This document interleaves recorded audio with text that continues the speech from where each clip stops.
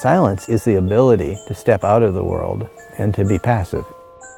All that time that we spend on devices is the time we spend out of the real world. You're either going on to media, or you're texting someone, or you're going somewhere. But we don't believe that the choice to not do something is a choice. And of course it is.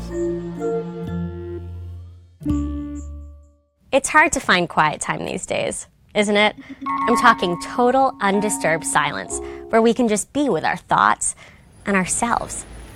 Now, living in New York City certainly doesn't make it easy. So I escaped to Minneapolis to spend time with someone who's been studying noise and silence for decades at his lab. And when I got there, the first thing he told me to do was scream. Really? Yeah. Okay, now we'll have you do the same thing in the anechoic chamber. In an anechoic chamber, you're 100% absorbent. In a reverb room, you're 100% reflective. And so the reverberation room much more represents the world.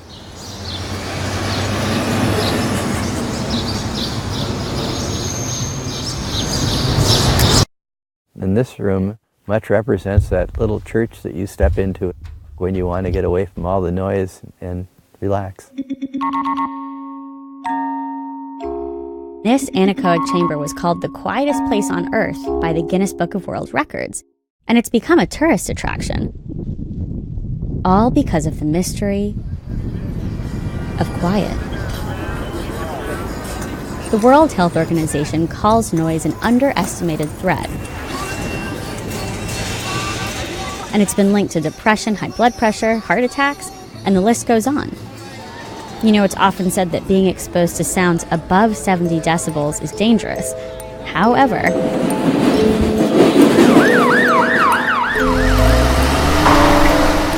so the public doesn't understand they have a choice about noise.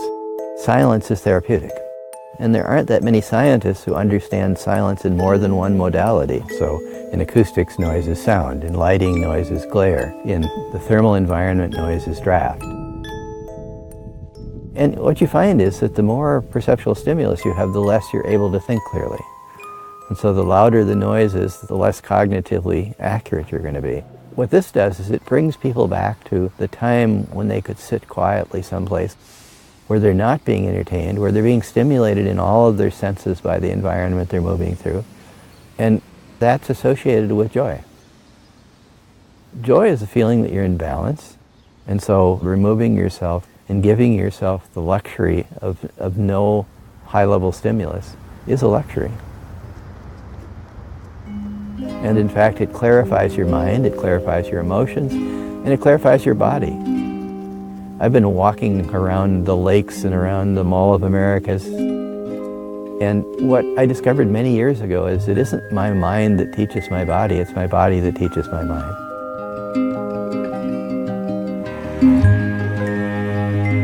We need to teach people the experience of being able to step out of the world and being able to step into themselves and being able to enjoy that. You know, we all are looking for those epiphanies, we're all looking for those peak experiences, we're all looking for those things that touch us. And yet, what do we spend most of our energy doing? Trying to entertain ourselves until we go to bed. And if you look at all of the things we spend money on and all the things we think we need, what's the cost of peace? No, it's zero. And so the highest order thing we can give ourselves, we already own.